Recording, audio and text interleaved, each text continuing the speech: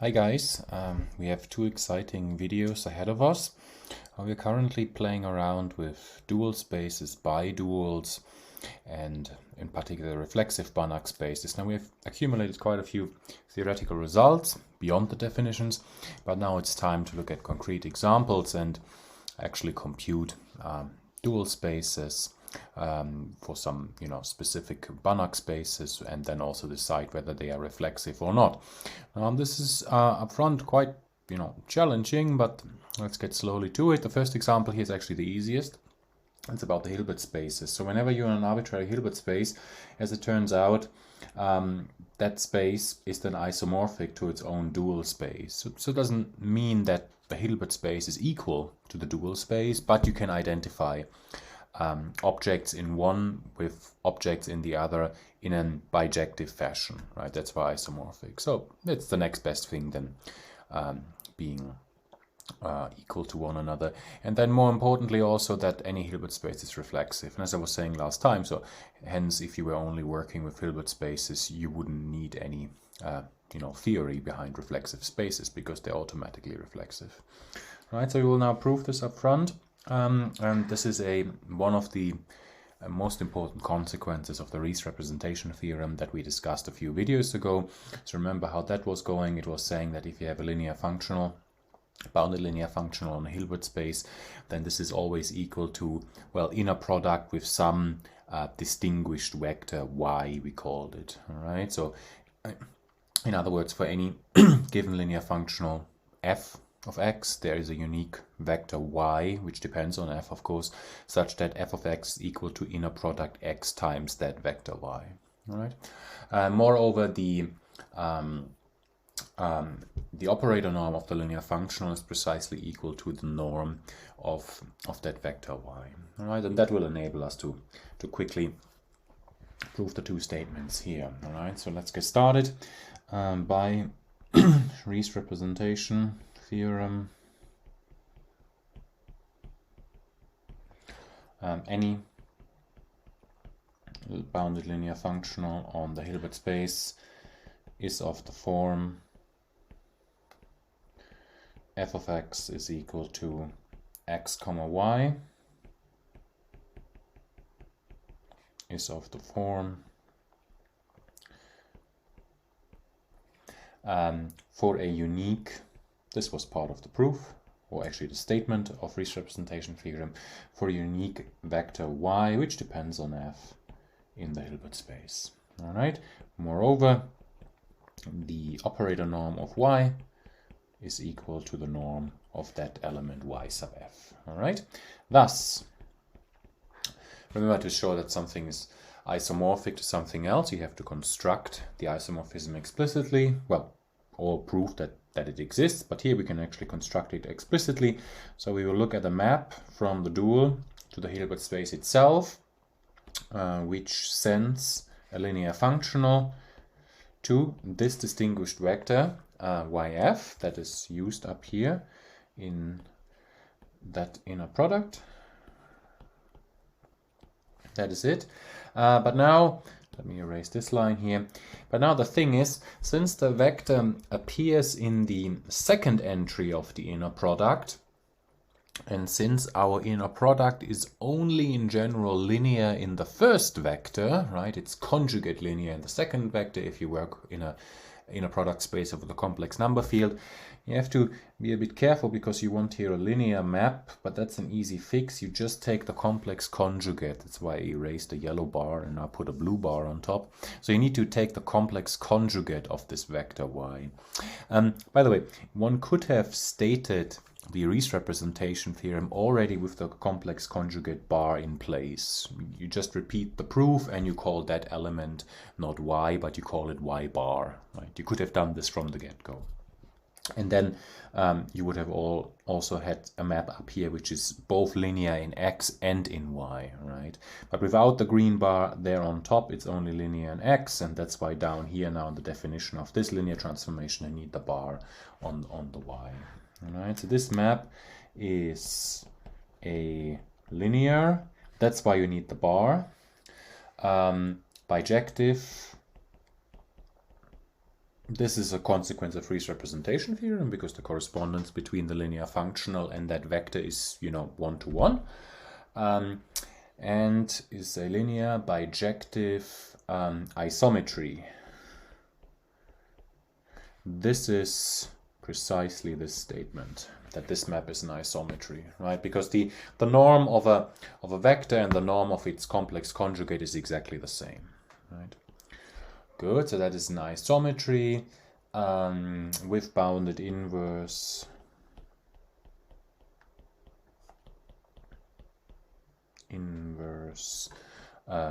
t minus 1. That goes the other way, so that assigns to vectors a linear functional, and it is given by, well, y is sent to linear functional like this, and of course here I have to take the complex conjugate again into account. So what this means here is this is a linear functional, right? So that's why I don't put here a vector, because that thing on the right there is a linear functional. If I evaluate it on x, then the x sits here in the first vector, right? And you can check for yourself. As a function of y, this is linear. That's why you need again the y bar in the second entry, and it is indeed a linear functional, okay? An element of the dual space. Okay, so that's the inverse. So this shows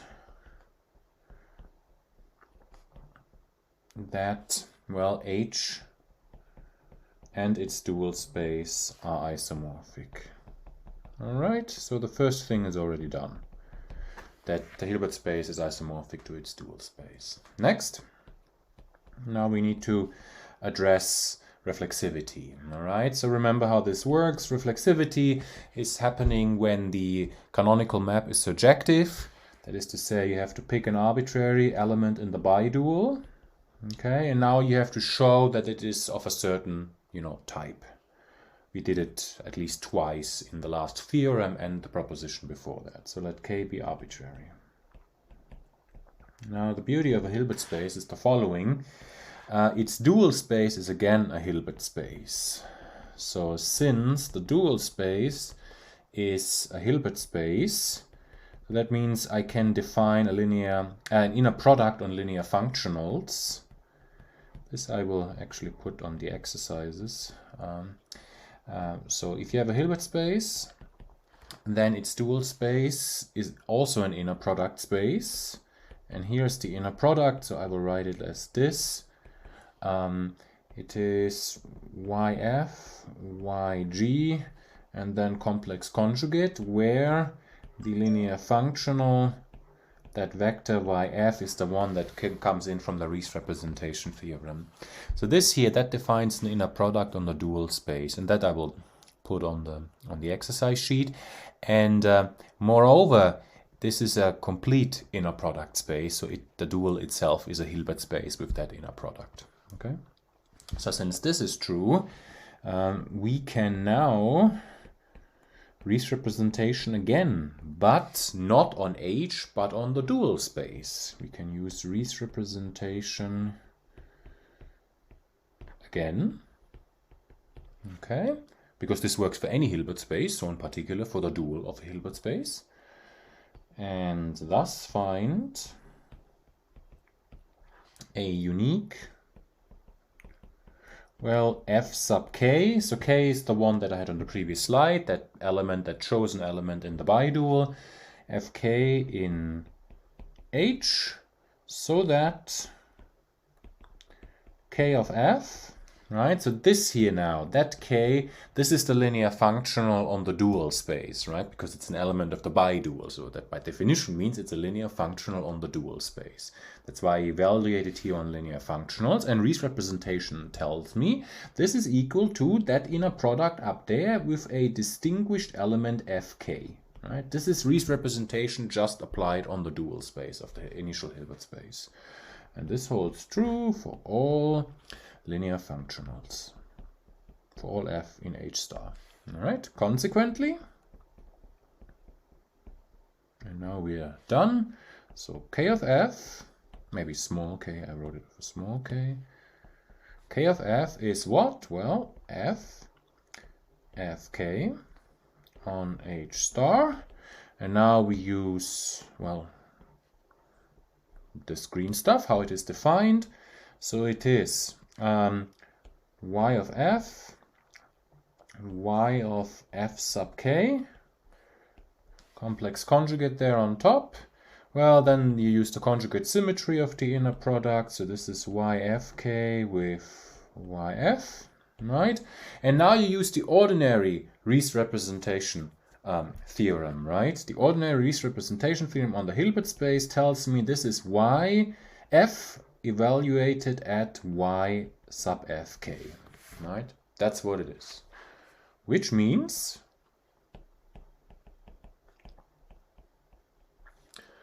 there exists element y, which is just shorthand for yfk. This is an element in the Hilbert space. Yep. So that k is equal to j small sub y with, I'm just paraphrasing what I just figured out, jy of f is equal to f of y. Okay, that's precisely what's written up here. This equal to this is precisely this with that. Okay, and that is precisely the surjectivity of the canonical map on the Hilbert space, and hence we are done. Hilbert spaces are reflexive. In short, H is reflexive. Okay, very nice. Everything very explicit. Okay, good. And so again, Riesz representation theorem, we used it twice. In the first part to figure out that there's an isomorphism between Hilbert space and its dual space, and then in the second part, somewhat more sophisticated, because we used it. First we defined inner product on the dual space of the Hilbert space itself, and then used it on that Hilbert space. Okay, good. Now, next example, that is more challenging and will take longer. So we will play around with sequence spaces. Okay, so first consider, there will be 3 examples now about sequence spaces. They all show some similarities, but, well, work needs to be done. So X is just L1. And natural question would be, what is the dual space of L1? Okay. Well, turns out it will be isomorphic to L infinity. Then X star is isomorphic to Y, but neither of them are reflexive. But X and Y are not reflexive. Okay, that's the goal. All right. Yes, and then, okay, so the dual space of X, the dual space of L1 is L infinity, and okay, we will start with this. Let's go slow. I shouldn't say more than is needed right now. All right, so what we will do is we will construct again isomorphism. Actually, I think this time the isomorphism we will map from L infinity to the dual of L1. Okay, so we won't go from L1 to the dual of L infinity, but okay, this is just a preference. Okay, because it's an isomorphism, you could always look at the inverse then. All right, so let's get started. So it is certainly inspired, what I'm writing now, by a Riesz representation, because I'm gonna define a linear functional. Let me first write down, then I will explain. So pick a element, a bounded sequence, y. The following map will be a linear functional. So it's indexed by y. It takes L1 sequences as an input, and it spits out a scalar in the field. And it will be defined, well, sort of, you know, somewhat like an inner product, although it is absolutely not an inner product, but certainly the structure here, xn, yn, reminds me of an inner product, right? Remember, if you are on small L2, that's a Hilbert space, and there, this thing on the right-hand side, if there were some complex conjugate bars on top, that kind of is the inner product, right? But here, this is not an inner product, but it is a linear functional, right? So the x So x is, let me write this here so that I don't have to switch the slides all the time. So our y is a bounded sequence and x is in, well, L1n. Well, so first off, you have to convince yourself that what I write there really is well defined, but that is clear. You use the triangle inequality, and then the y-ends, they are bounded by some constant, and then what remains after you estimate this is just the sum over the x-ends in a complex modulus, and this is finite because, well, x is in L1, right? So this is a well-defined thing. Okay. So let's write this down. Defines a, and it's a linear functional because it spits out a scalar, right? It takes a sequence and spits out a scalar so that there's a linear functional. Moreover, it is a bounded linear functional. Linearity, that is super easy because this is, you know, how you add sums. If this taking sums is a linear operation. Now bounded linear, well, that's not hard. The operator norm, so let me write the result and then I will give some explanation.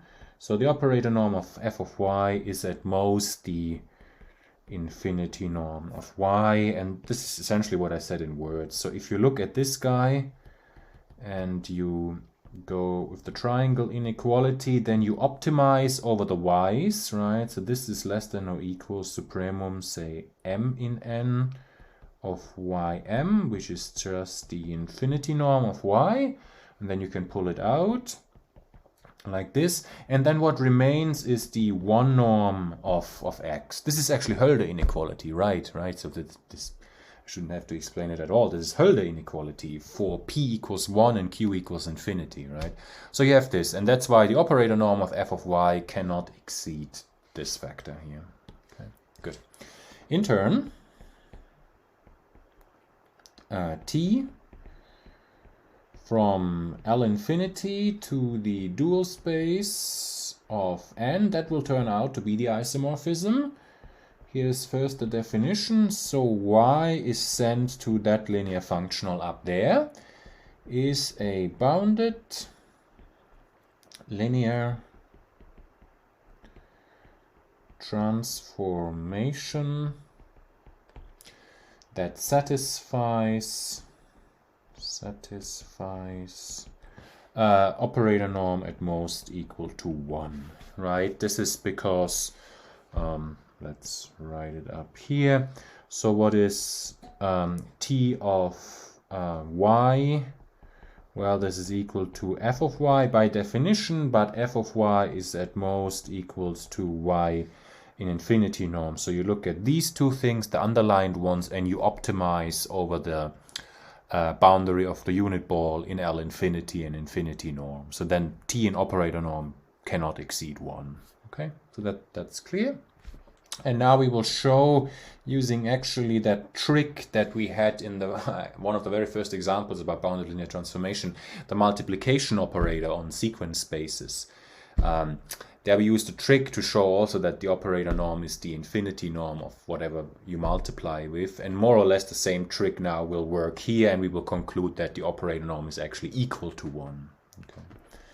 So, however, if y is a bounded sequence, then the usual thing, then for any epsilon positive, this is because of the definition of the supremum, there exists capital N depending on epsilon, so that, well, if you subtract a little quantity from the infinity norm, then immediately you can find an element in your sequence that will exceed that norm minus epsilon. That's precisely what's written here. That's why it's a supremum. Okay, and now hence with let me remind you of these guys. So these we will use here now frequently, the sort of the basis vectors in LP. So the En sub k.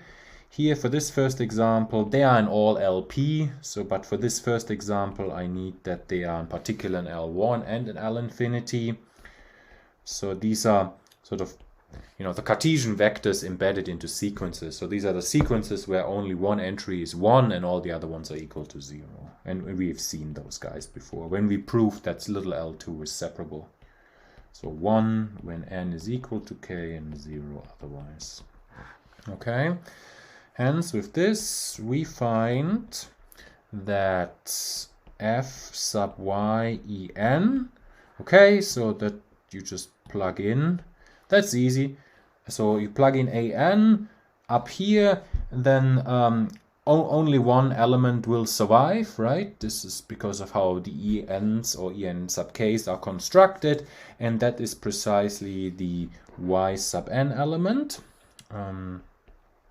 y sub n, and this is by construction still written here.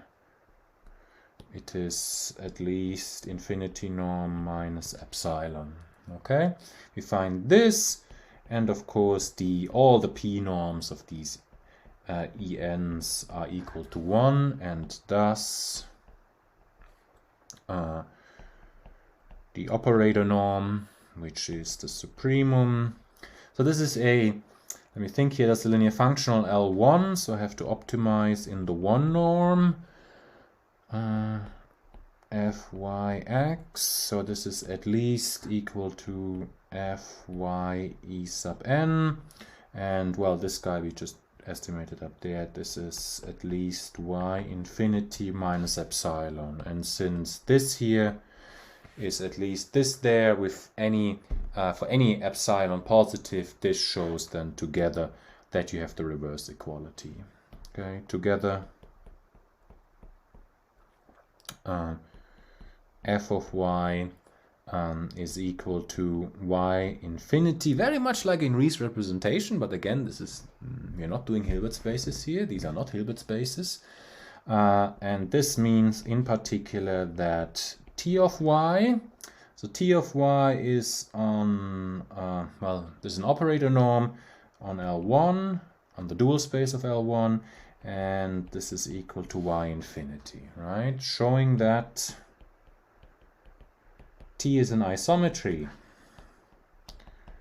right? So why do I do this? Well, because I want to show that this T is invertible, right? So I need at least that it's injective, and if it's an isometry, then it is injective, okay? And hence injective. Okay, so now we need to show that it is surjective. So now let F be an element in the codomain, so which is the dual space of L1, because T goes from L infinity to the dual space of L1. So I will take something in the codomain and have to show that it's in the image of T. Okay. And how do we do this? And set Zn as Fen. Okay. So that, well, I claim that then the sequence formed out of those Zn's is a bounded sequence. Why is this? Well, that's easy. So if you look at this, and if you estimate these guys using our standard trickery about submultiplicativity of of norms, then you have this. And here you can take any p norm for that En, because, I mean, here of course we should take the 1 norm because f is a linear functional on that. So, but anyways, it wouldn't be wrong here with p, and this is equal to 1, right? So what you get here is a right-hand side which is completely independent of n, and hence if you take the supremum over all those Fens, aka the supremum over all the Zns, you get a finite quantity, and that's precisely what I'm saying here, that the sequence Z formed out of all those Zns is bounded. Okay. Good. Now, noting that,